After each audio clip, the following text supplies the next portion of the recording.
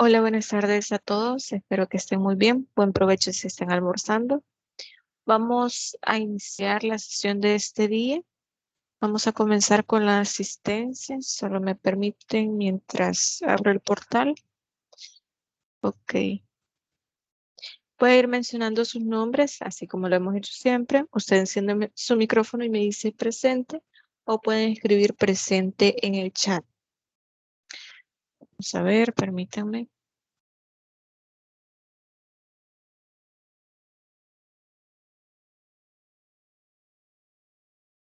Ok. Angélica Elizabeth Alfaro Reyes.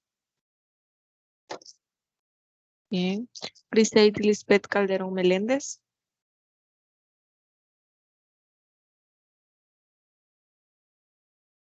Elmar Elius Campos Martínez. Flor Esmeralda Canales Sánchez.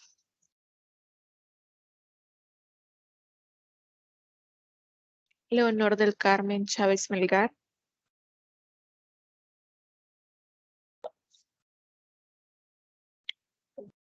Johnny de la Paz Cruz Reyes.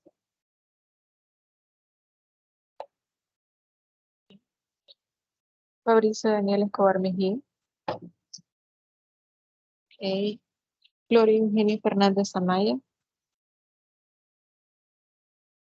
Okay. Denis Rafael Flores Benavides. Presente. Okay. Esther María Flores González. Buenas tardes, Lick. Presente. Tarde, gracias. Leila Judith Flores Martínez. Presente, Lick. Ever David Flores Villatoro. Muy bien. Marta Graciela González Palomeque.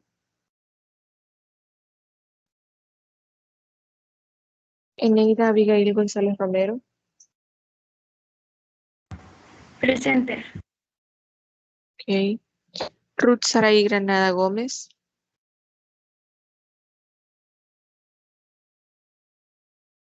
Crisia Dalila Guevara Hernández.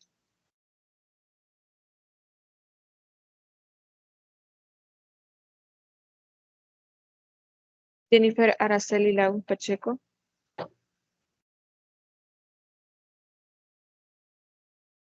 Katie Elizabeth Lazo Escobar. Presente, Lick. Okay. Fernando José Lazo Ramírez. Bien. Jennifer Stephanie Merlo Fuentes.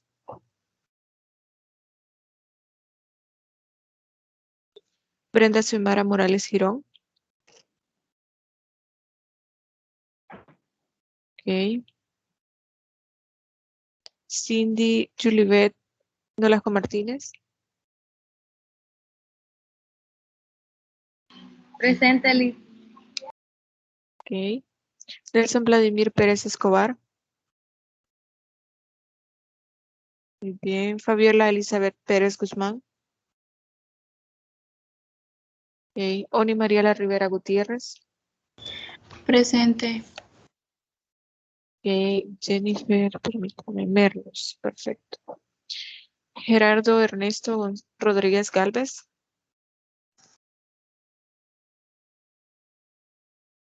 Jonathan Ezequiel Rodríguez Umaña.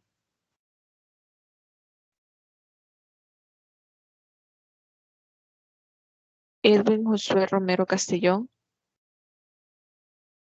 Gerardo. Ok. Y Edwin. Catherine Isabel Romero García.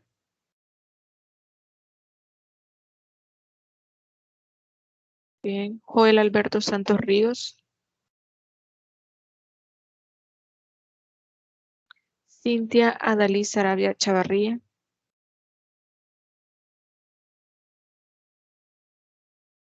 Xochitl Miroslava Somoza Turcios. Presente, Lick. Ok. Victoria Alejandra Sorto Andrade. Isaías Daniel Trejo Robles. Muy bien. Cristian Eduardo Valle Matas.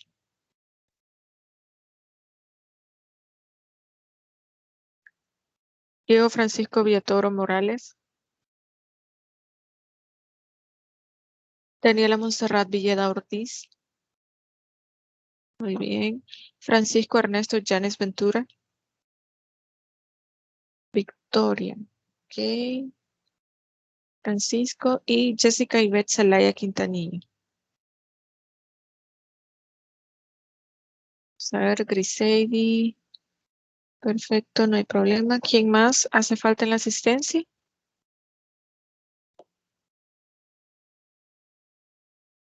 Ok, vamos a iniciar entonces con la sesión de este día. Solo me da un segundo mientras les comparto la pantalla con el contenido del día de hoy.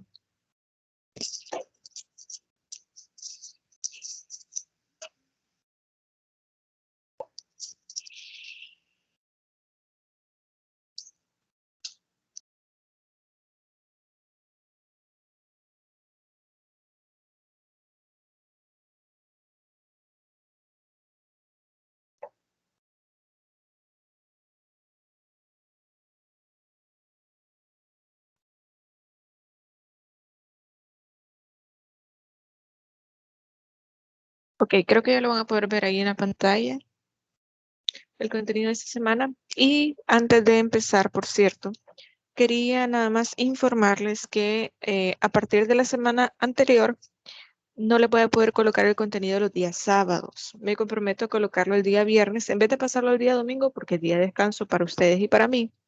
Me comprometo a colocarlo el día viernes porque nos colocaron en un curso que tenemos que llevar aquí en la universidad, por lo tanto yo no tengo libre los sábados para poder colocarlo en las mañanas como normalmente lo hacía y como les colocaba dentro del chat, también en WhatsApp, la sesión, el link y todo eso. Siempre, siempre, siempre está cargado el link de la sesión en la plataforma. De ahí lo pueden tomar. Es más, de ahí mismo pueden abrir la sesión para Skype. Así que les voy a colocar el contenido el día viernes y ahí pueden encontrar el link de la sesión virtual. Cualquier duda o pregunta que tengan, saben que igual me pueden escribir en WhatsApp y también lo pueden hacer en el foro semanal de consultas. En el caso de los sábados, le voy a pedir, por favor, no me escriban en días y horas que no sean hábiles, se los repito y se lo puedo agradecer muchísimo, porque no le voy a poder contestar. Sobre todo en este caso, los sábados, por ese curso que estoy comenzando, pero en todo caso, yo se lo voy a colocar el viernes para que el mismo viernes ustedes revisen, si tienen dudas, preguntas, comentarios, con todo gusto yo les puedo responder. Así que nada más hacerles saber eso, pueden ir revisando el contenido los días viernes y de igual forma pues ya los lunes siempre tendríamos la clase. Así que de ahí mismo pueden tomar el link para iniciar la sesión. Pero bueno, vamos a comenzar entonces con el tema de esta semana. Me parece que yo ya se los había anunciado desde la semana pasada que estábamos viendo la relación que existe entre el género y la educación. Y yo les decía, otro de los aspectos importantes también es la relación que existe entre el género y la familia, que es el tema que vamos a desarrollar esta semana. Aunque ustedes no lo crean, tiene un sentido que hablemos primero del género y la educación y después hablemos del género y la familia, cuando sabemos que el primer factor de socialización es precisamente la familia. Antes que la escuela, antes que la comunidad, antes que la iglesia, antes que cualquier otro, siempre en la normalidad es la familia el primer factor de socialización. Sin embargo, ya les voy a explicar por qué se cambió ese sentido de poder hablar primero de la educación y después de la familia. En todo caso, vamos a ver esta relación que existe entre estos dos conceptos que son ampliamente debatibles, ampliamente discutibles, porque normalmente la gente piensa que la construcción del género es más una cuestión social que una cuestión familiar. Sin embargo, todo lo que nosotros aprendemos a temprana edad, todo sucede en nuestra familia. El ejemplo de nuestros padres, lo que nosotros vemos en cómo se relacionan nuestros hermanos, nuestros papás, nuestros tíos, todas estas relaciones interpersonales, el primer acercamiento que tenemos es en la familia. También otro factor importante que se da a temprana edad es la publicidad, los medios de comunicación, etcétera. Posiblemente los niños no sepan hablar, no se puedan comunicar de manera efectiva, de manera asertiva, pero ellos pueden llegar a ver muchos videos, televisión, programas de caricaturas, etcétera, y el concepto, la relación entre la imagen y el mensaje que van a recibir, si la comprenden. Más adelante, cuando estemos discutiendo un poco sobre el contenido, van a comprender por qué les hago mención de este asunto cuando estamos hablando de la familia. Entonces, aquí es donde nos hacemos la pregunta de metacognición, es decir, la pregunta que vamos a responder con este contenido. Y esa pregunta es, ¿qué tanto influye el patriarcado en los roles que desempeñan los miembros de la familia o los miembros que conforman la familia en esta interacción que existe entre ellos? Y hay que notar algo. Nosotros, afortunadamente, en la actualidad, estamos viviendo un momento histórico, un momento en el tiempo en el cual se están aceptando muchas ideas de la diversidad, no solo LGBT. Si ustedes no lo comparten, se respeta, pero se trata de que como sociedad se está aceptando la idea de la existencia de la comunidad LGBT, a diferencia de lo que históricamente ha sucedido. Ahora bien, ¿por qué les hago mención de esto?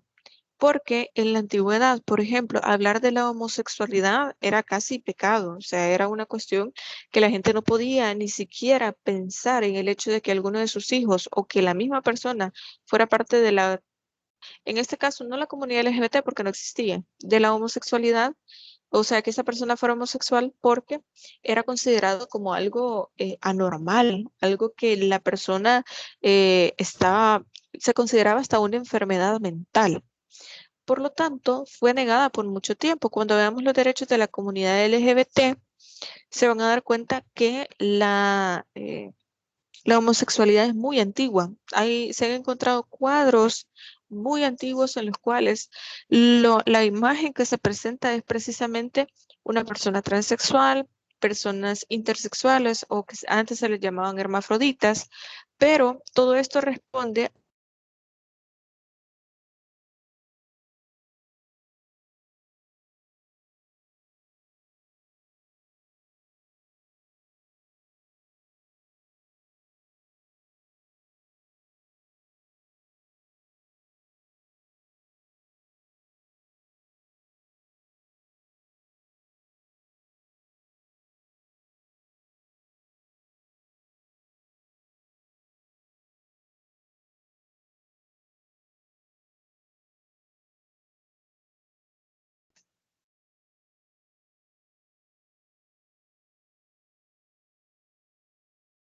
Perdón, disculpen la interrupción.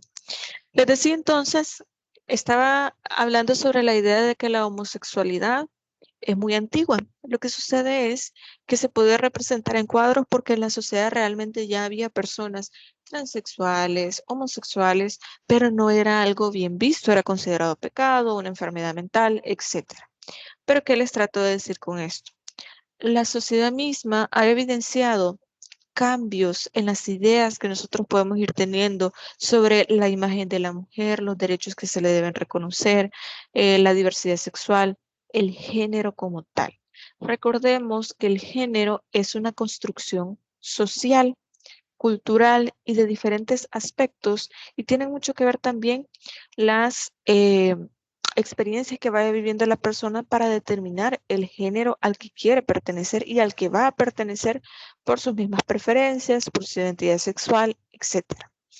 Pero todo esto se ve influido por la idea del patriarcado, que ya lo hemos dicho, es el gobierno de los padres, el gobierno de los hombres, en el cual las mujeres se someten a este gobierno, a esta estructura social, política, económica, y que son los hombres los que velan precisamente por sus intereses, sus necesidades, y aquí eso es lo que importa, el hombre siendo el centro de todo este esquema.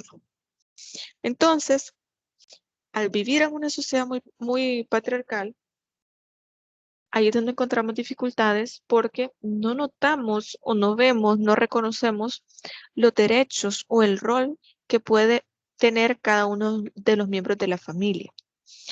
Otro aspecto importante es que como sociedad nosotros ya hemos cambiado la mentalidad que tenemos sobre la conformación de la familia. Normalmente nosotros asociamos la idea de familia precisamente a papá, mamá e hijos. Y muchos de ustedes me van a decir, pero mi familia no es así. Yo vivo solo con mi mamá, yo vivo solo con mi papá, con una abuela, con una tía, con una madrina, con un primo, con quien quiera. Precisamente por eso. ¿Por qué? Nuestras familias ya no solo son mamá, papá, e hijos, hay familias extendidas, familias reconstruidas.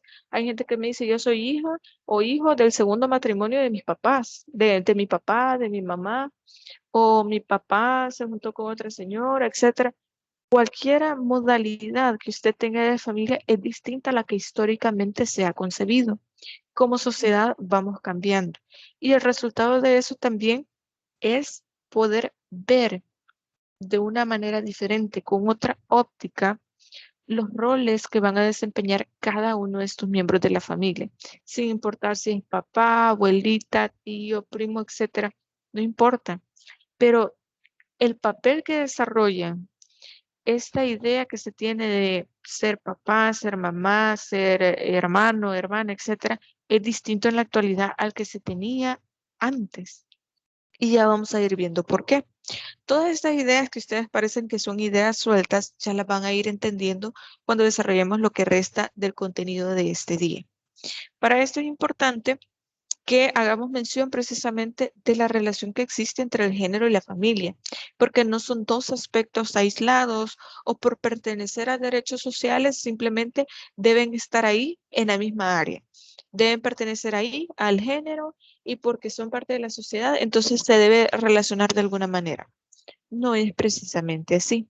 La semana anterior estuvimos hablando del género y la educación, de cómo aprenden los niños y las niñas sobre el género, de cómo es esta idea de que nosotros vamos a aprender una cosa cuando están pequeñitos y después vamos a deconstruir, entre comillas, cuando ya son adolescentes, cuando ya son adultos, cuando ya llegan a la universidad, cuando ya llegan a una esfera diferente de conocimiento, pero esta no es la idea indicada cuando precisamente el primer núcleo de socialización, de aprendizaje, lo tienen en la familia.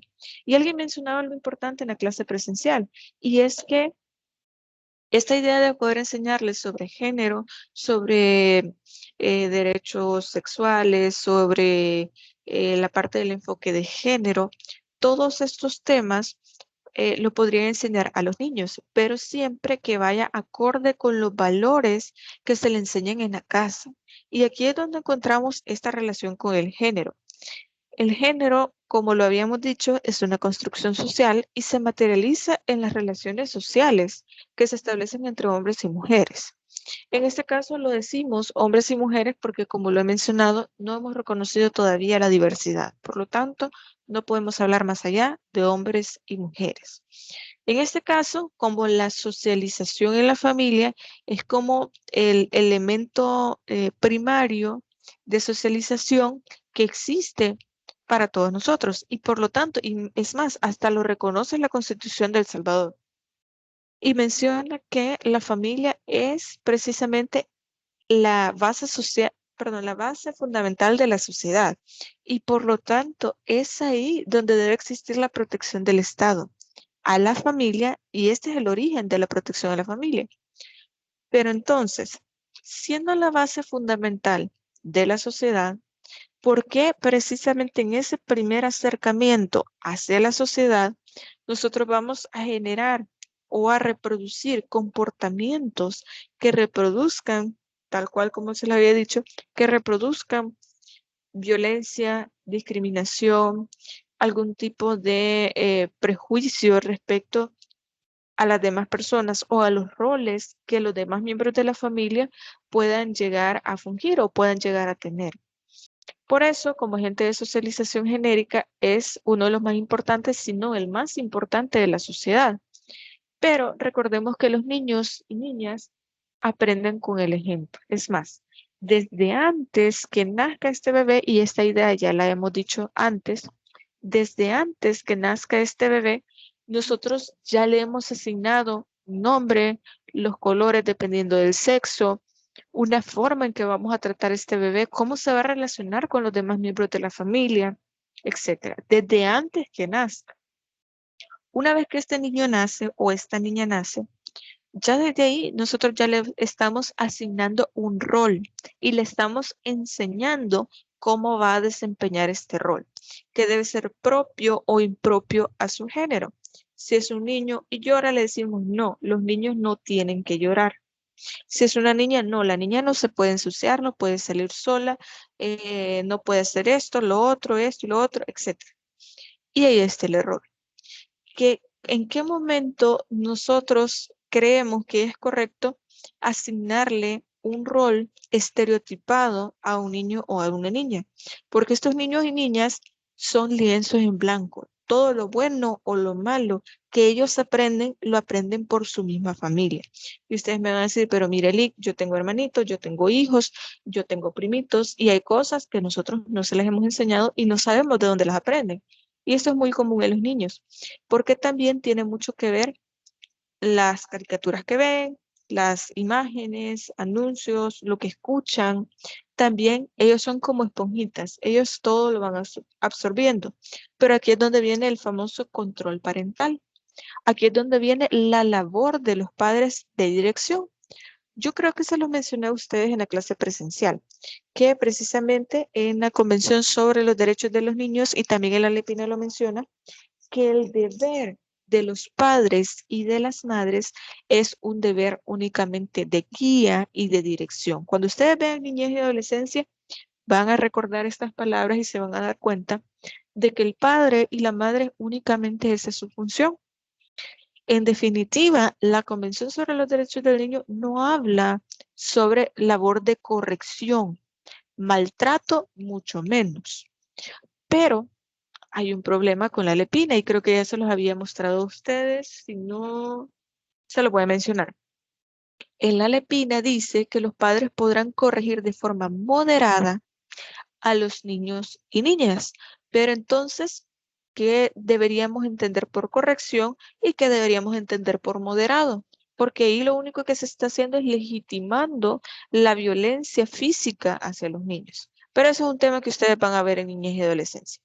Lo que les trato de decir con esto es que son los padres los responsables de lo que sus hijos ven, de lo que sus hijos escuchan y cómo se comportan los niños y las niñas, porque precisamente esto es la labor de socialización de los padres hacia sus hijos.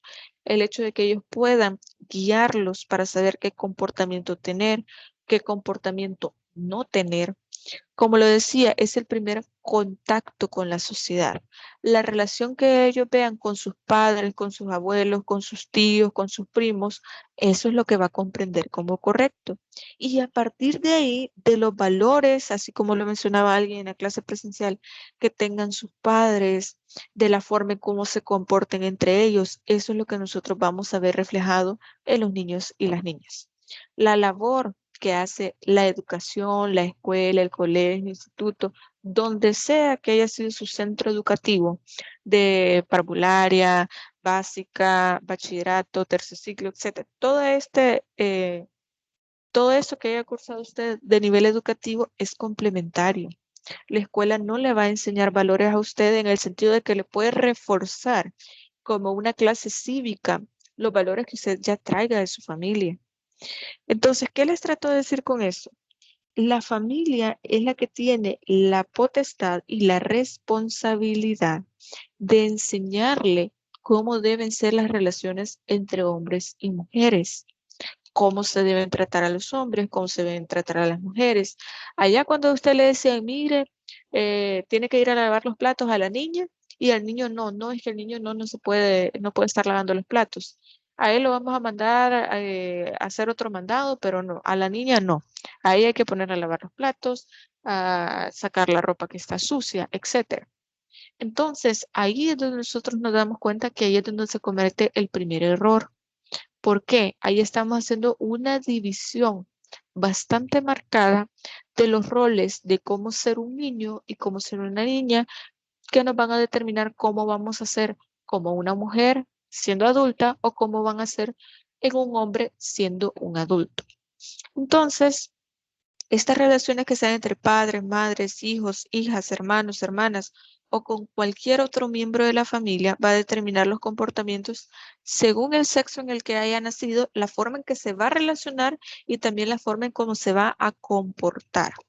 Y todo esto cumpliendo con roles que ya los habíamos hablado, que era un rol asignado a un hombre o a una mujer, pero también según la división sexual del trabajo, que era lo que ya habíamos dicho, que es prácticamente el hecho de poder decidir qué está hecho para un hombre y qué está hecho para una mujer según la sociedad y según los estándares que ya la misma sociedad patriarcal había impuesto. Entonces la familia, como una organización que es dinámica y compleja, por no llegar a comprenderla, es necesario analizar los roles que desempeñan sus integrantes en el marco de estas relaciones. Vamos a hacer como una pequeña pausa acá, porque debemos tomar en consideración lo que yo les mencionaba al principio. Somos, como familia, una organización dinámica y compleja. Por ejemplo, usted puede vivir con su abuelita, con su abuelito, puede vivir con un tío, la pudieron o lo pudieron dejar a usted encargado con un compadre de sus papás, con una comadre, con un vecino, etcétera. Y para usted, esa es su familia. Entonces, entender dinámicas distintas a las tradicionales de familia ya es un gran paso.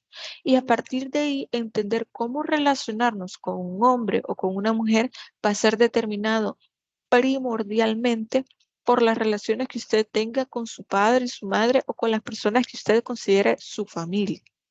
Por ejemplo, si en su familia todo el tiempo ha existido violencia física, psicológica, etcétera, probablemente, según la psicología, es muy probable que usted tenga un patrón en el cual las relaciones interpersonales que usted vaya a buscar estén o tengan una tendencia hacia la violencia también, porque eso es lo que usted ha entendido como lo correcto, como lo normal. Más allá de esto, que puede ser una crítica, y no lo digo yo tampoco, sino que son estudios que se han realizado sobre estas tendencias a patrones de conducta, que se ven mucho en psicología. Y yo ya les había dicho, esta materia de género es transversal con sociología, aspectos de economía, de política, cuestiones de valores, precisamente la psicología, etc. Muchas otras ciencias y es transversal a todas ellas. Porque, como les decía, cuando un bebé está pequeñito, quien le enseña a hablar, a caminar, a cómo comportarse, a qué hacer, qué no hacer, son los padres. Por lo tanto, si en algún momento este niño o niña tiene algún comportamiento misógino, un comportamiento machista, un comportamiento fuera de lo que debe ser aceptado en la sociedad, es precisamente porque lo ha aprendido dentro de la familia. Entonces, esta organización, como les decía, es dinámica porque la propia familia lo es, tal cual. eh, las familias son tan distintas y ustedes me pueden decir, mire, yo solo vivo con mi abuela o yo me crié con mi abuela, yo vivía solo con mi tía, yo vivía, después de los 18 años me fui de mi casa y he vivido solo, sola, etcétera. Entonces, las dinámicas de familia son muy difíciles de poder determinar, de poder decir, solamente esto es familia. Y esto es algo que recientemente se ha mencionado. Seguramente el otro ciclo creo que ustedes van a llevar derecho de familia y ya lo van a poder discutir muy ampliamente. Pero lo que nos interesa acá es el marco de estas relaciones que se dan dentro de la familia. Aprender cómo ser un hombre y cómo ser una mujer, cómo comportarnos dentro de la sociedad. Ahí es donde nos dicen, no, no tenés que hacer esto, no, no tenés que hacer lo otro, porque no está bien. Posiblemente a ustedes les enseñen o muchos hemos aprendido de una manera que nos decían, no, este comportamiento no está bien, a otros les decían, no, no hagas eso porque es pecado, infundiendo también la religión, que es otro aspecto que influye mucho dentro de la familia, pero también dentro del aprendizaje de género. Posiblemente en su familia nunca ha existido violencia, nunca ha tenido ningún tipo de comportamiento discriminativo, pero posiblemente la religión le haya hecho a usted pensar o tomar algunas ideas distintas a la que tiene su familia, y eso es completamente respetable. Usted me puede decir, mire, en mi familia nadie habla de los derechos de las mujeres, de la comunidad LGBT, pero yo pienso que tal vez puede ser algo positivo, etcétera. Ahí es una cuestión personal que yo ya les he dicho, respeto mucho eso y tampoco no se le impone a nadie una forma de pensar. Pero, como les decía, esta idea que nosotros tenemos de la familia lo que hace es condicionar ciertos comportamientos que nosotros tenemos como algo bueno o como algo malo. Y esto sí se relaciona con el género precisamente porque ahí es donde el primer acercamiento que nosotros tenemos hacia lo que es aceptado o no dentro de la misma familia y y lo que va a ser aceptado dentro de la misma sociedad. Por eso nos hemos acostumbrado a pensar algo como femenino y masculino y no hay nada más para nosotros cuando aprendemos dentro de la familia que aquello que es femenino o masculino, o rosadito o celeste, o es de una manera o es de otra, pero no encontramos como una manera, un punto medio o algo que no se relacione con lo femenino o lo masculino. ¿Es una cosa o es otra? Pero si no, nosotros vemos eso como algo anormal. Entonces, esto responde a las diferencias naturales. Yo les mencionaba al principio de que a veces nosotros no somos conscientes de que también la homosexualidad es muy antigua. Lo que sucede es que era negada, es que era invisibilizada precisamente porque era mal visto. Y ustedes mismos cuando recuerdo que les había dejado un ensayo, me parece, sobre lo masculino y lo femenino, que muy pocos de ustedes pasaron ahí al frente a poder hacer algunos comentarios y había uno de los compañeros que mencionaba desde la época de la prehistoria. Y para esto, con este curso que yo les dije que estoy iniciando los días sábados, tiene que ver con enfoque de género y habla precisamente de que esta división marcada, porque antes de esta época que les voy a mencionar, no existía una superioridad entre hombre y mujer, eran exactamente iguales. De hecho, se encontraban tumbas tal cual de mujeres con lanzas, porque eso representaba que era una persona que cazaba, al igual que los hombres. Es decir, hombres y mujeres cazaban, hombres y mujeres buscaban el alimento. Al ser nómadas, ellos tenían que buscar subsistir. Una vez que las personas se asentaron, que conocieron qué era la agricultura y llegamos al neolítico, a partir de ahí a las mujeres se les dejaba en la tribu, el clan, como ustedes le quieran llamar, porque a ellas se les protegía no por el hecho de ser mujer, sino precisamente porque ellas podían procrear, que eso era necesario en ese momento porque la tribu lo que buscaba era reproducirse para mantener el mismo clan, los cultivos, etcétera. Entonces protegían a las mujeres porque ellas se podían reproducir, necesitaban al hombre y ni siquiera sabían que necesitaban al hombre para poder reproducirse, no eran conscientes de ello. Y los hombres defendían las tierras, los cultivos, digamos, era como una cuestión de guerra, de poder subsistir combatiendo con otras tribus para que no les robaran el alimento.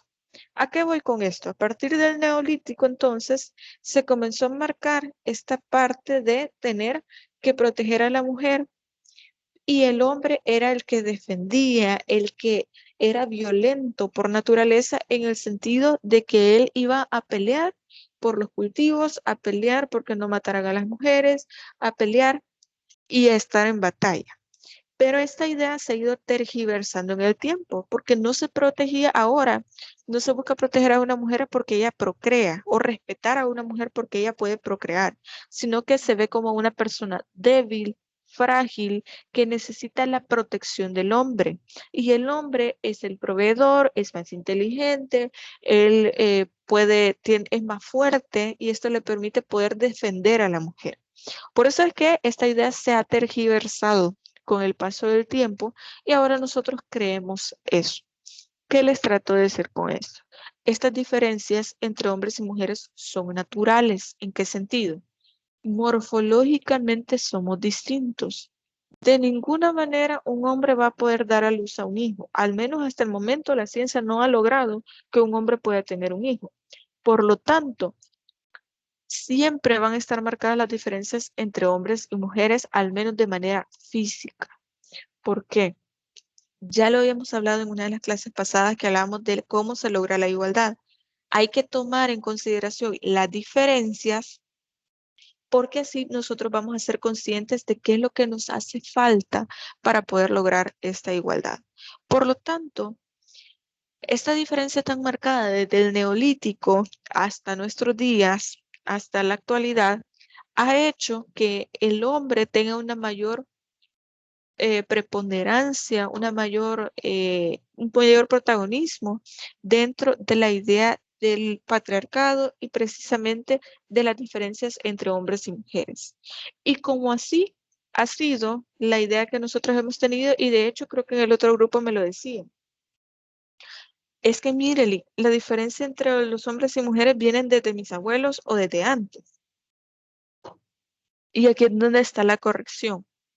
No viene de sus abuelos, ni de sus bisabuelos, ni de sus tatarabuelos, viene desde el neolítico. Imagínense desde cuándo se ha estado pensando en el hecho de que la mujer se debe quedar a un lado porque el hombre es quien debe protegerla, porque el hombre, etcétera. No quiero redundar en estas ideas porque ya lo hemos mencionado. ¿A qué voy con esto?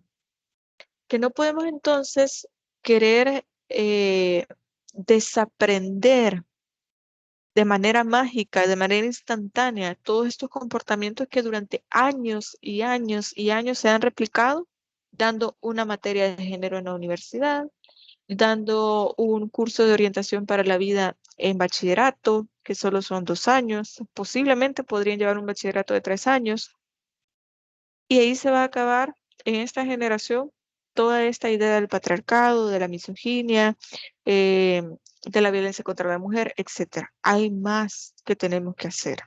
Hay muchísimo más, pero esta es una labor también de la familia. No se lo podemos dejar únicamente a la educación.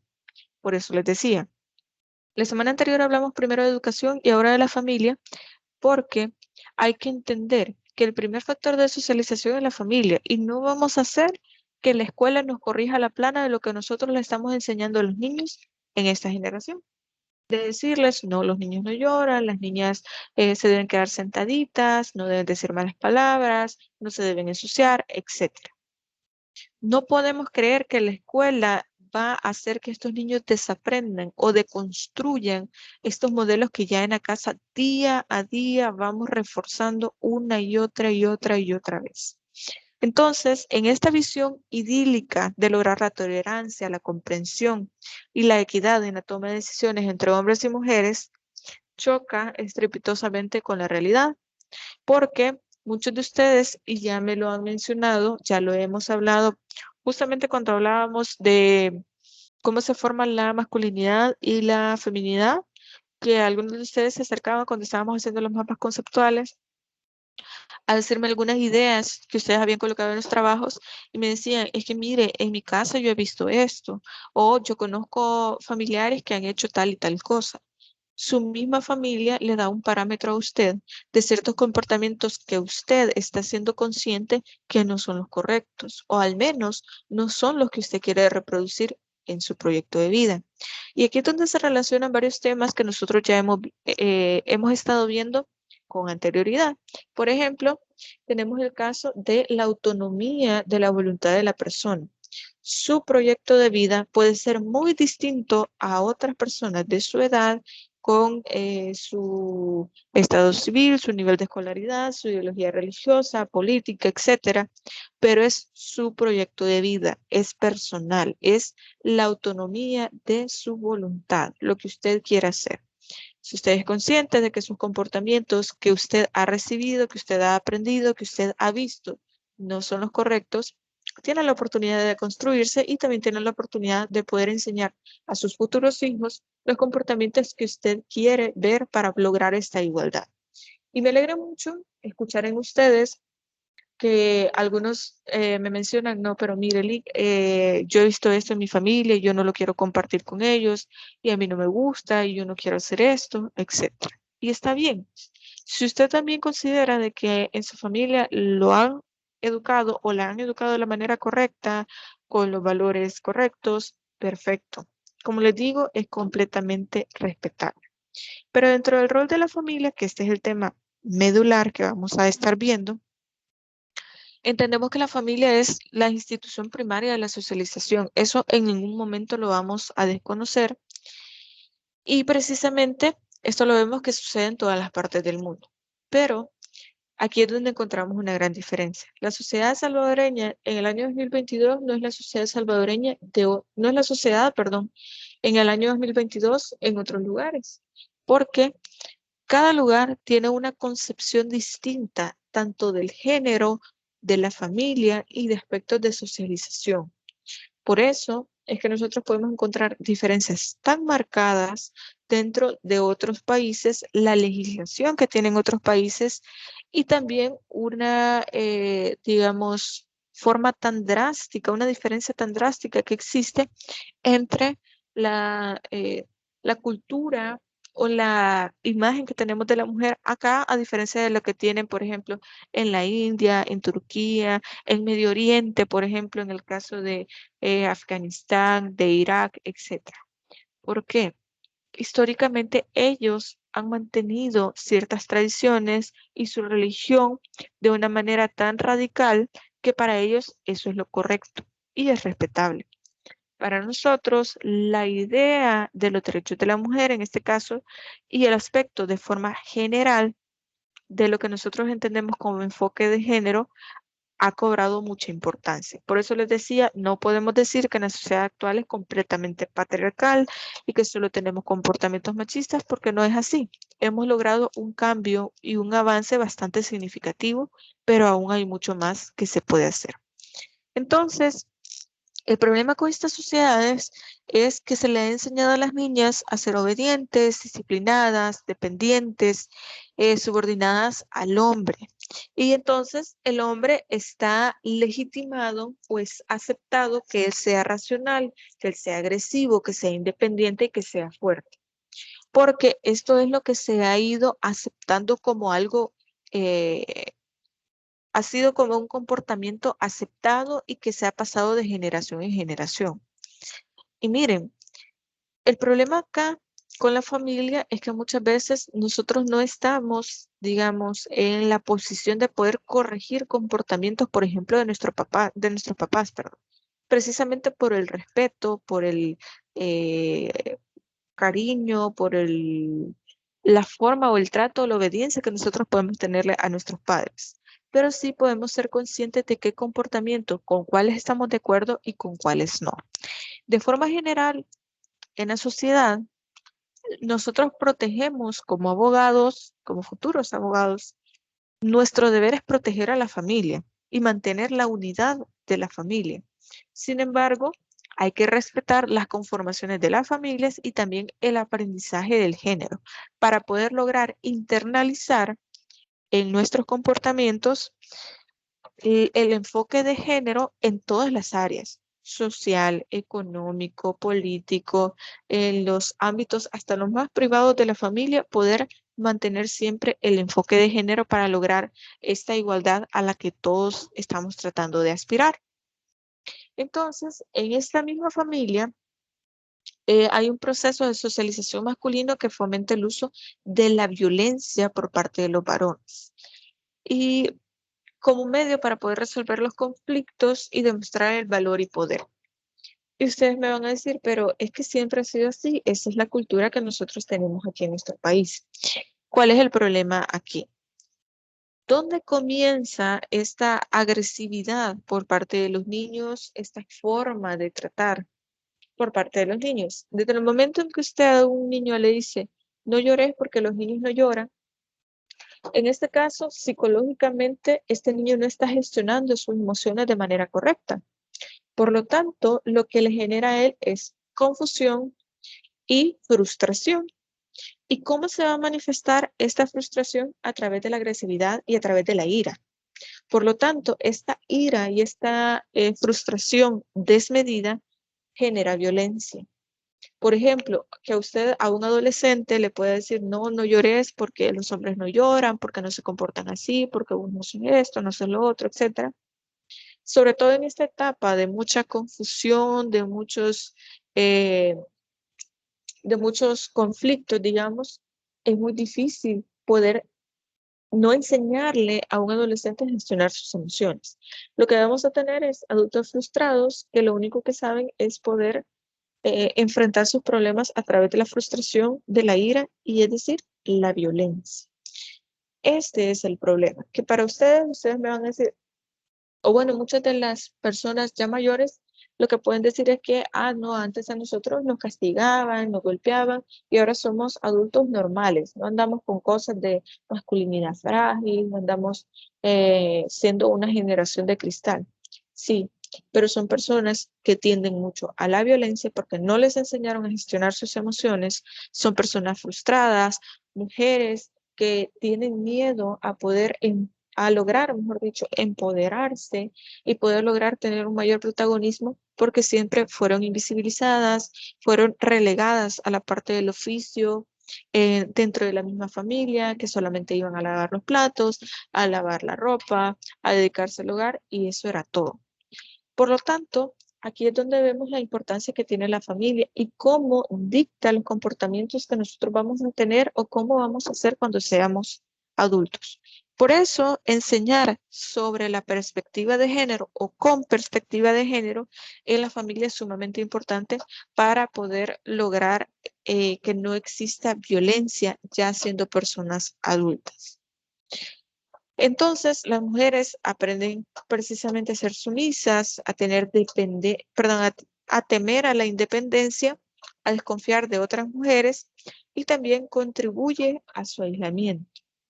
Fíjense que en este curso, como yo les mencionaba, estábamos hablando del mito de Pandora y del mito de Medusa. Y a mí se me hacía bastante raro que pudiéramos tocar ese tema porque parecía un tema bien aislado del tema de género.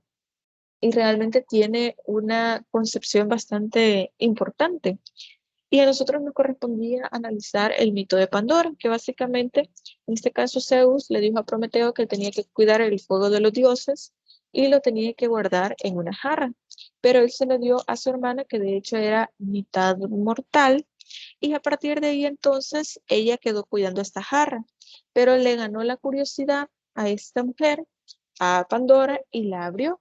Y abrió se conoce como una cajita, pero realmente era una jarra, donde estaban contenidas todas las cualidades y sobre todo los males y las debilidades del mundo. Entonces, abrió esta cajita y a partir de ahí se considera que ahí estaban todos los males del mundo y se propagaron. Pero, ¿qué es lo que nos trataba de decir acá? Que a partir de ahí entonces la imagen de la mujer era considerada como que ella era el origen de todos los males, que si no fuera por la curiosidad de esta mujer, no se hubieran propagado en el mundo todos estos males. Pero ¿qué les quiero tratar de decir con esto? Como vemos acá, la imagen de la mujer ha sido asociada con diferentes elementos negativos y tenemos el mito de Medusa, que básicamente Medusa era una mujer muy bonita, extremadamente bonita, y Zeus tuvo relaciones con ella, pero fue a la fuerza, es decir, fue una violación. Y la esposa de Zeus, que era Atenea, la castigó a Medusa con esto de cortarle la cabeza y que tuviera unas serpientes y que cada vez que alguien la viera, como ella era muy bonita, se tenía que convertir en piedra. Lo que les quiero tratar de decir con esto es que alguien mencionaba, pero es que por eso es que la mujer es la enemiga de las mujeres. Es decir, no hay peor enemiga para una mujer que otra mujer. Y aquí lo vemos acá, a desconfiar de otras mujeres. Pero esto se dio precisamente porque eso era lo conveniente para el modelo patriarcal. Nos enseñaron a desconfiar de otras mujeres, a que nos debemos sentir más cómodas teniendo más amigos hombres y a pesar de eso también somos criticadas por tener muchos amigos hombres, etcétera. Por lo tanto, esto es parte de lo que se nos ha enseñado de cómo debemos comportarnos, de cómo debemos ser, de terminar contribuyendo a este aislamiento de la mujer y que la mujer debe ser sumisa al hombre. Entonces, su educación genérica privilegia el desarrollo de los comportamientos que denotan preocupación por las necesidades de los demás antes que las propias. Es decir, yo voy a preferir preocuparme primero por las necesidades de mi esposo, de mis hijos, de mi familia, antes que las mías. Yo tengo que someterme primero, yo tengo que someterme y preocuparme primero por las necesidades de los demás, porque como mujer ese es mi deber. Y es que ese es el rol histórico que ha tenido la mujer durante todo este tiempo, que ella al ser la cuidadora, al ser madre, debe dar la vida por toda su familia, cuando realmente la protección de la familia les corresponde a todos los que conforman la familia. Entonces, esta formación diferenciada por sexo, de acuerdo a los roles de género, fomenta no solo la dependencia femenina, sino la violencia contra ellas por parte de los hombres y que se mantiene en la sociedad. Luego vemos un aspecto importante que es el refuerzo directo de los roles y modelos de virtud personal. Todo esto se da porque la reproducción nos ha dado a entender por femenino y por masculino aquello que nosotros vemos y que nosotros aprendemos. Por ejemplo, yo les decía al principio que todo lo que los niños ven en las caricaturas, en la televisión, en los anuncios, en la radio, todo lo que escuchan, esto es algo que le corresponde a los padres supervisar. Pero podemos ver acá, por ejemplo, estas imágenes de Disney. Yo creo que ya habíamos hablado un poco sobre estas imágenes de Disney. Permítanme, por favor.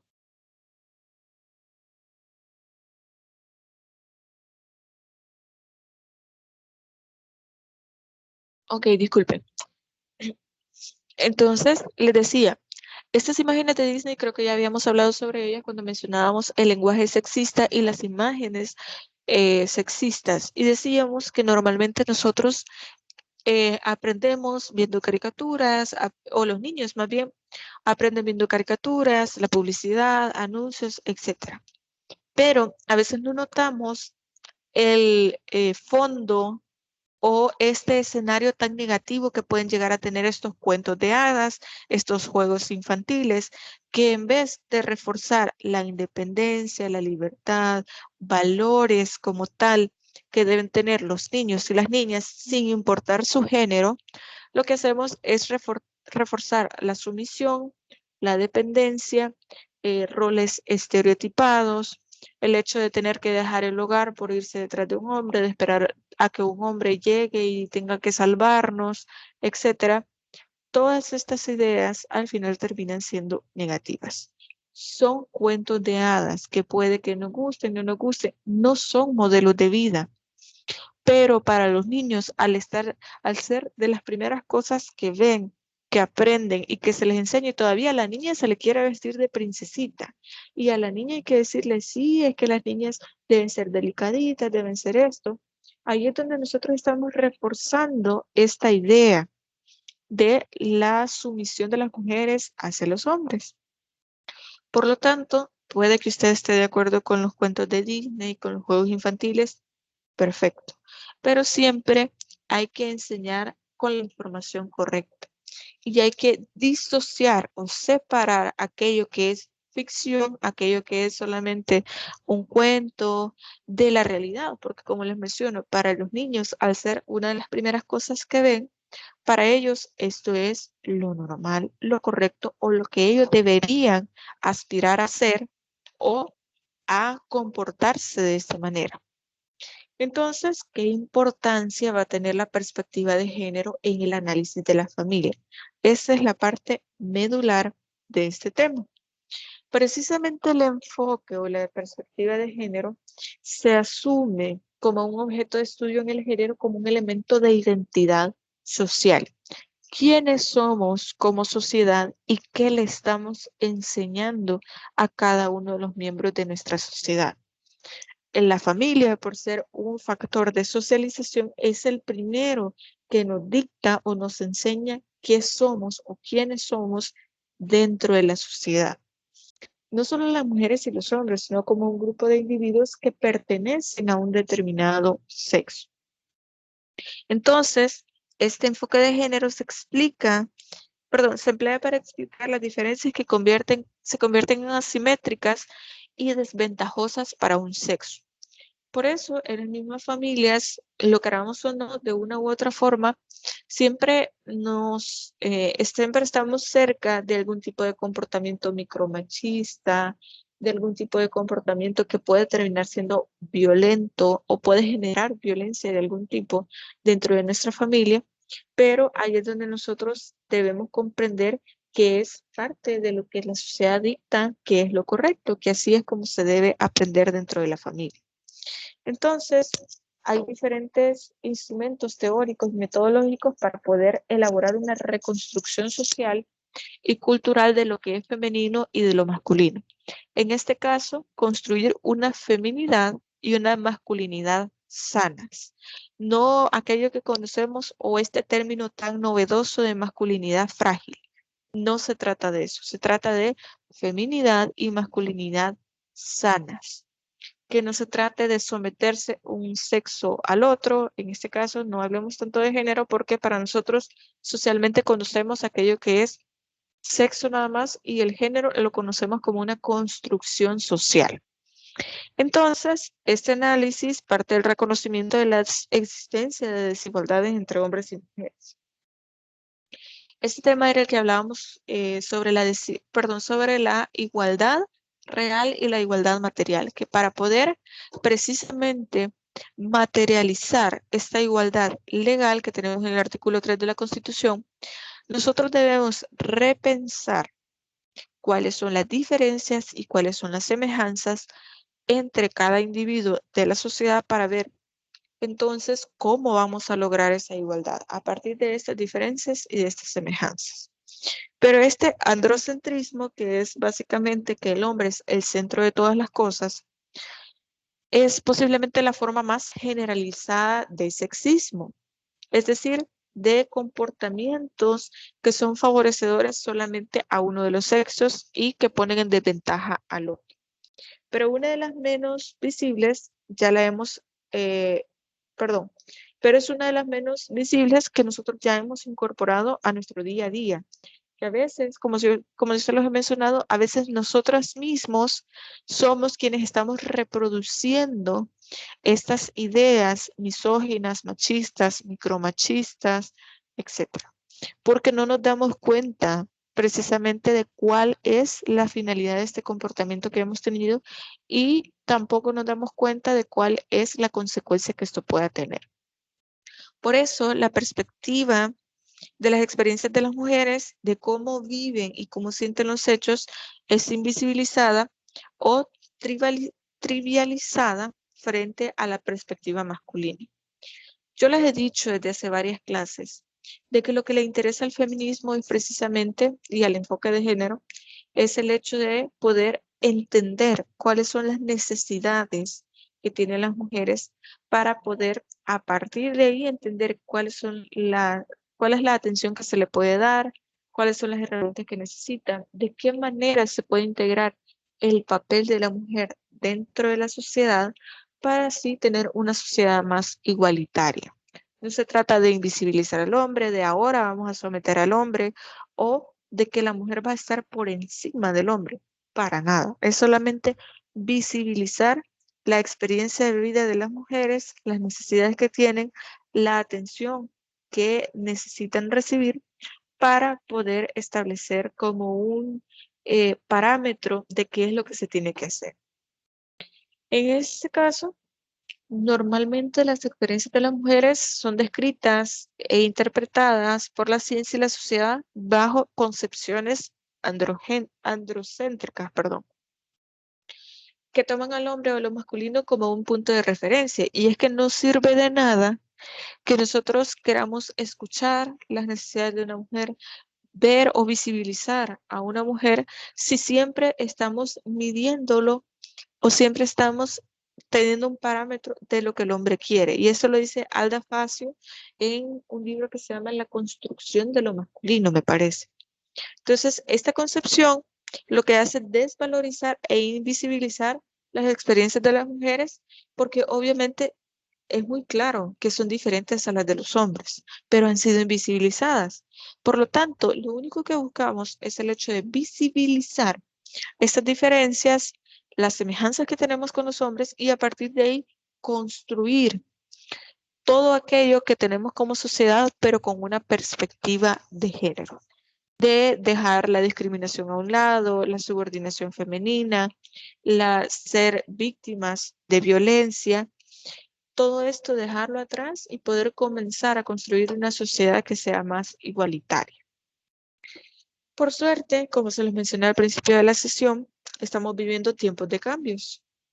Ustedes, bueno, nosotros, porque creo que también en mi generación cuenta, no hemos tenido que luchar por derechos como el voto, derechos como la libertad, ser escuchadas, tener una participación dentro de la sociedad, porque afortunadamente son derechos que otras mujeres lucharon y ustedes lo vieron, creo, cuando estábamos haciendo la exposición de los stands, que había un grupo, creo que del A1, que hablaba sobre el papel de las mujeres y las mujeres que han sido referentes en la historia de El Salvador.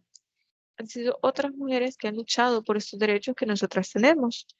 Pero estos tiempos de cambios implican asumir un mayor compromiso, sobre todo con las generaciones nuevas, para poder entender cuáles son las necesidades, porque también las necesidades con el tiempo van cambiando. Lo que para mí es importante ahorita, puede que para ustedes, para sus hijos, pueden ser completamente distintas. Por eso hay que adaptarnos a la realidad que nosotros tenemos en la actualidad para saber qué es lo que se puede mejorar y qué es lo que se puede hacer en tema de enfoque de género.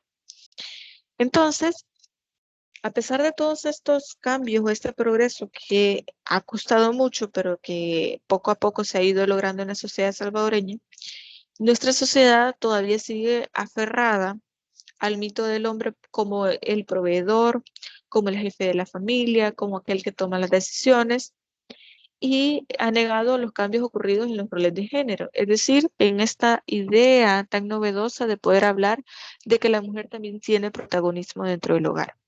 Y los efectos de ello han sido bastante dramáticos en el caso de las mujeres, porque somos nosotras las que hemos recibido discriminación, las que podemos recibir violencia, las que podemos recibir algún tipo de maltrato respecto de los hombres. Yo no puedo generalizar tampoco y decir todas las mujeres, porque realmente no es así. Afortunadamente, ahora es bastante sabido los derechos de las mujeres, que usted puede denunciarlos, que si usted es víctima, conoce de algún caso, también lo puede denunciar, pero sigue siendo un fenómeno bastante común la violencia de género y la violencia intrafamiliar en nuestro país. Entonces, a pesar de eso, también hemos encontrado discriminación salarial en el acceso al crédito, a la tierra, a la tecnología,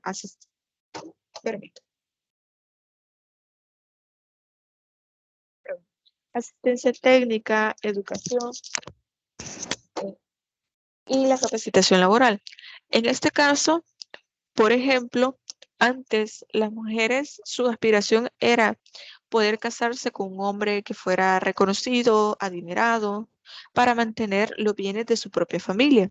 Es decir, esta mujer a lo único que tenía que aspirar era poder casarse con un hombre que fuera de una buena familia, porque el padre de esta mujer le iba a heredar o a darle todos estos bienes que le correspondían a la mujer a su esposo, porque se consideraba que la mujer no era lo suficientemente lista e inteligente para poder administrar sus propios bienes. Entonces, el esposo era al que los iba a administrar, que los podía vender, que los podía enajenar, etc.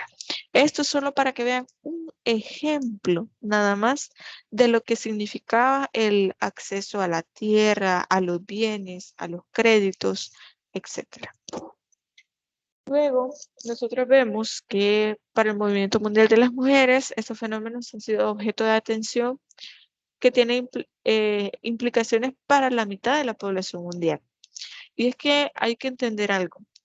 Hay sociedades que violentan muchísimo los derechos de las mujeres e irónicamente, estas mismas sociedades, en su mayoría, o por lo menos la mitad de la población, son mujeres, o más de la mitad son mujeres. Y a pesar de esto, las ideas están tan arraigadas, se mantienen tanto en la religión, en la ideología, en las tradiciones de las personas, que no les permite empoderarse ni hacer un cambio para que ya no exista violencia, maltrato, etc. A pesar de que es casi la mitad de la población mundial, no hemos logrado generar ese cambio todavía. Y fíjense, yo les mencionaba de este curso que estoy llevando los sábados y alguien mencionaba que si realmente existían los matriarcados o alguna vez existieron. Y la persona que nos está dando la ponencia nos dijo que no, que hemos tenido prácticas matriarcales, pero que en ningún momento han logrado llegar a ser patriarcado como tal, o sea, un modelo social, económico y cultural como lo ha sido el patriarcado. ¿Por qué? Hay familias en las cuales hay una mujer mayor, normalmente, que una mujer mayor que por cuestiones de respeto, que por cuestiones de cariño o por autoridad misma se impone para tomar las decisiones de toda la familia, que nadie puede tomar ninguna decisión sin que esta mujer lo apruebe. Y ustedes me van a decir, bueno, eso es muy parecido a lo que es el patriarcado, pero no. ¿Por qué? Sí son prácticas de matriarcado dentro de esa familia, pero el patriarcado implica un modelo social, económico, cultural generalizado, donde ustedes ven, hay muchas o la mayoría de familias aquí en nuestro país, las personas que están casadas llevan el D, es decir, la partícula D, pero es una cuestión que tradicionalmente se ha visto como una práctica machista en la cual primero va el apellido del papá y después el de la mamá. Y así vemos muchas prácticas que nosotros seguimos haciendo, pero que son el resultado precisamente del patriarcado, del gobierno de los hombres, el gobierno de los padres. Por lo tanto, esto no lo vemos en el matriarcado. No hay una sociedad, no hay un país que nosotros podamos decir, aquí sí funciona el matriarcado, porque son unas cuantas familias nada más en las cuales se podría decir que puede llegar a mandar una mujer por cuestiones de respeto. Y aún así nos decía esta persona que en estas familias las decisiones que toman estas mujeres de autoridad tienen que ver con el cuidado de la familia, con este rol histórico que ha tenido la mujer. Es decir, la mujer va a decidir qué se va a comer, qué se va a utilizar, quiénes pueden salir, quiénes no pueden salir. Es decir, aquello que tiene que ver con el rol de protección de una madre, de una mamá, de una hermana, etcétera. Entonces, en todas esas décadas, lo que se ha buscado es promover diversos procesos dirigidos a erradicar estas barreras culturales, sociales, económicas y políticas que no permiten el acceso a la mujer al desarrollo. Este tema del acceso a la justicia creo que es la primera semana del tercer cómputo lo vamos a ver. Va a ser como el tema de apertura para la normativa que nosotros vamos a estar viendo. Así que no voy a ahondar mucho en esa parte, pero sí es importante entender que la mujer ha tenido más dificultades o más barreras de las que han tenido los hombres para poder lograr sus derechos. Entonces, gran parte de este esfuerzo ha sido dirigido al empoderamiento de la mujer para que sean ellas mismas quienes de forma organizada pueden promover esas transformaciones en todos los niveles de la sociedad. Y ahora vamos a hablar de otro tema importante que tiene que ver precisamente con el rol que cumple la mujer dentro de la familia, que es el rol de la mujer como responsable del hogar. Quien limpia, quien barre, quien trapea, quien plancha, quien está pendiente de las necesidades de sus hijos, de su esposo, del resto de su familia, etc. Aquí es donde nos encontramos con algo que ha sido mal llamado crisis de la familia moderna, en el cual ahora encontramos familias en las cuales ya nadie quiere ser parte de las labores del hogar porque las mujeres dicen, no solo yo voy a ser parte de lo que tiene que ver con la limpieza del hogar y los hombres no están acostumbrados a formar parte de estas labores del hogar. Y entonces al final termina siendo un conflicto. Pero todo esto es importante que nosotros lo mantengamos en mente, que no por tener una sociedad moderna podemos entender que las labores del hogar deben ser asignados por una cuestión de género. Se los he dicho anteriormente, las labores del hogar no tienen género y por lo tanto saber hacer labores del hogar, de cocina, etcétera, nos hace adultos funcionales. Yo les mencionaba también el ejemplo de Argentina. Y yo les decía, en Argentina sucede, o sucedió, mejor dicho, un caso bastante interesante. Y es que antes de la entrada en vigencia del Código Civil y Comercial que se tiene en la actualidad, que creo que entró en vigencia el año 2010, la mujer debía comprometerse a que si ella quería trabajar, no iba a descuidar las labores de su hogar.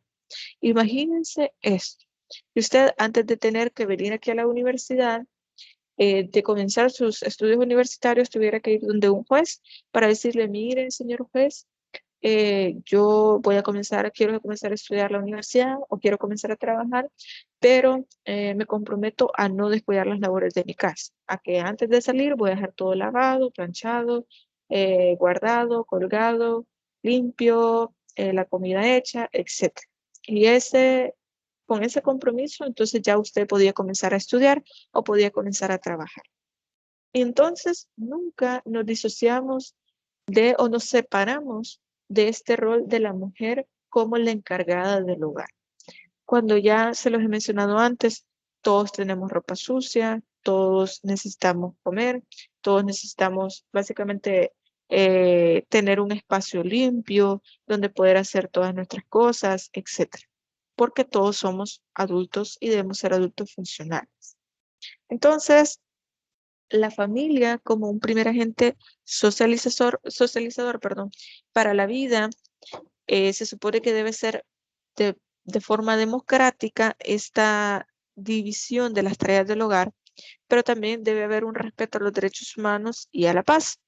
Gran parte de esta sobrevivencia del conglomerado humano depende de que la familia pueda cumplir con pueda cumplir de forma adecuada y oportuna esta función, es decir, las labores del hogar, porque es el primer lugar donde nosotros socializamos y es donde pasamos la mayoría de nuestro tiempo. Bueno, ya solamente nos queda un tema del cual vamos a comenzar a hablar, porque este tema de violencia contra las mujeres creo que es el último tema de este cómputo. La otra semana vamos a ver el tema de la educación sexual y reproductiva, y el último tema de este cómputo, que sería la semana 12, está destinado para la violencia y sus manifestaciones. Y luego ya vamos a ir al parcial. Este tema de violencia lo vamos a comenzar a tocar en esta sesión de manera así muy esporádica, muy superficial, porque es un tema que vamos a ver en otra semana. Por eso quizás este tema va a ser un poco más corto, pero hay que entender que uno de los orígenes más importantes que tiene la violencia se da en el seno de la familia. Sí o sí es determinante lo que sucede dentro de la intimidad de la familia para poder saber entonces dónde se originan estos comportamientos. Aquí es donde se crean las bases para el ejercicio y la aceptación de la violencia, así como la reproducción de estos modelos de violencia hacia los hijos, como parte de una violencia cotidiana, y es a la vez una de las esferas donde se practica la mayor violencia y donde más existe impunidad. Porque yo me imagino que ustedes también han visto o han escuchado casos en los cuales se denuncia a una persona por violencia intrafamiliar, por violencia de género, y la misma víctima va a Bartolina o va al lugar donde han detenido a esa persona para llevarle comida, para decirle que no, que por favor lo saquen, porque seguramente ella provocó que él se enojara, que porque no debió haberlo molestado, que como vio que venía tomado, que mejor no le hubiera dicho nada, que es culpa de ella, etc. ¿Por qué? Estos comportamientos nos hacen pensar entonces que nosotras mismas somos las culpables de la violencia que recibimos. Nadie, y aquí sí quiero ser bien clara, nadie debería recibir violencia, ni hombres, ni mujeres, de ninguna edad, niños, niñas, adolescentes, adultos mayores, nadie debería recibir violencia. Pero este tema, como les dije, lo vamos a ir viendo un poco más adelante, el origen como tal de la violencia, algunos estudios que se han hecho sobre cuáles son las implicaciones que tiene el uso de la violencia dentro de la familia, etc.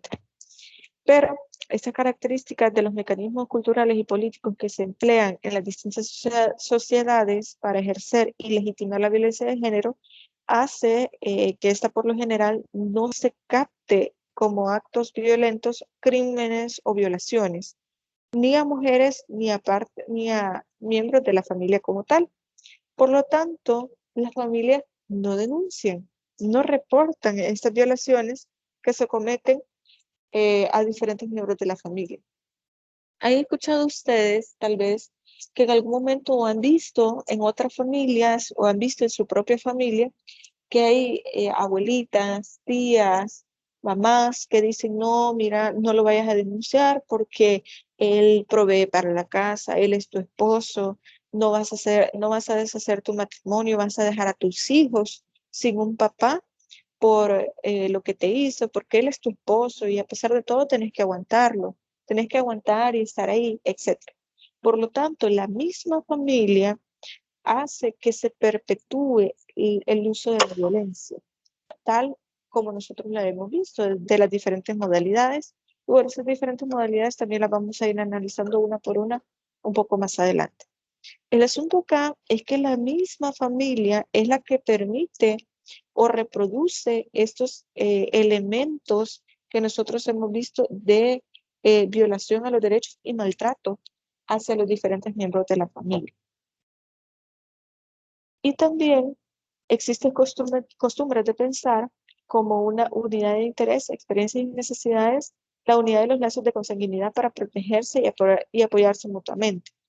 Por eso, hemos interiorizado la idea de que el poder y la autoridad se ejerce en el marco de las relaciones entre el padre y la madre. Así es como debería ser, así es como deberíamos entender que son los padres y las madres, es decir, hombres y mujeres en igualdad de condiciones, quienes deben ejercer estas relaciones familiares atendiendo a los mismos deberes y a los mismos derechos. No podemos nosotros pensar que por ser hombre o por ser mujer tiene más autoridad o tiene más poder. Luego tenemos que la familia es tiene una estructura patriarcal y reproduce las desigualdades de género presentes en las sociedades en su conjunto. Es más, desempeña una función de socializar a sus miembros para que cumplan con los roles que les son asignados de acuerdo con la división sexual del trabajo, es decir, con el sexo que se les asigna al nacer. Por eso nosotros vemos bastantes asimetrías en el sentido de las oportunidades, los derechos y deberes que les corresponden a hombres y a mujeres, porque esto socialmente lo hemos encontrado en la estructura patriarcal y así es como les enseñamos a los diferentes miembros de la familia que se deben comportar. Por eso la violencia debe dejar de ser un problema de la familia para convertirse en un problema social y político que no podemos seguir ignorando. Y fíjense, es bien curioso porque normalmente nosotros creemos que nuestra familia es quizá la representación más grande de la intimidad, es decir, de aquello en el que a mí nadie fuera de mi familia me puede decir cómo debo comportarme, cómo debo tratar a mis papás, cómo debo tratar a mis hermanos, cómo debo tratar a mis primos, etc.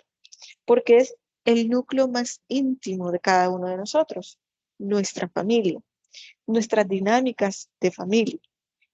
Pero en este caso, el Estado ha tenido un nivel de injerencia justificado para poder crear leyes como la ley, por ejemplo, que lo que busca es precisamente estar al interior de esta intimidad de la familia para evitar estos actos de violencia. Porque hay muchas personas que en sus hogares tienen que vivir violencia, maltrato, gritos, insultos, humillaciones, y no denuncian por una cuestión de que no tenemos una cultura de denuncia, por miedo, que le puedan quitar a sus hijos, que les pueda pasar algo, que les puedan matar, etc.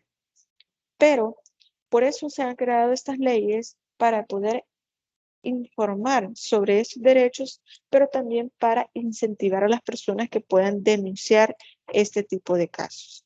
Esto es lo importante acá, no considerar que la violencia es algo natural, es algo normal. Lo que sí es cierto es que yo les había mencionado estas estadísticas, 1 de cada 3 mujeres recibe algún tipo de violencia en algún momento de su vida, por parte de su pareja, de su esposo, de su novio, de su familia, de su papá, de sus hermanos, etc. Pero en algún momento son víctimas de violencia y esto nosotros no podemos decir, esto nunca me va a pasar porque no lo sabemos y espero que no pase, pero no lo sabemos. Por eso es que la familia tiene un rol tan importante dentro del género. Aprender a ser un hombre y aprender a ser una mujer se aprende desde la familia. A no tener comportamientos machistas, a no permitir el uso de la violencia, a no tener comportamientos que puedan poner en peligro la vida o la integridad física y moral de los miembros de la familia. Aquí es donde tiene su importancia el género y la familia. Entonces, creo que con esto más o menos ya vamos finalizando el tema que nos correspondía esta semana y a la próxima semana nos quedamos con el tema de la educación sexual y reproductiva. Así que no sé si alguien tiene preguntas, dudas, comentarios que quiera agregar, que podamos aprovechar este momento para poder hacerlos.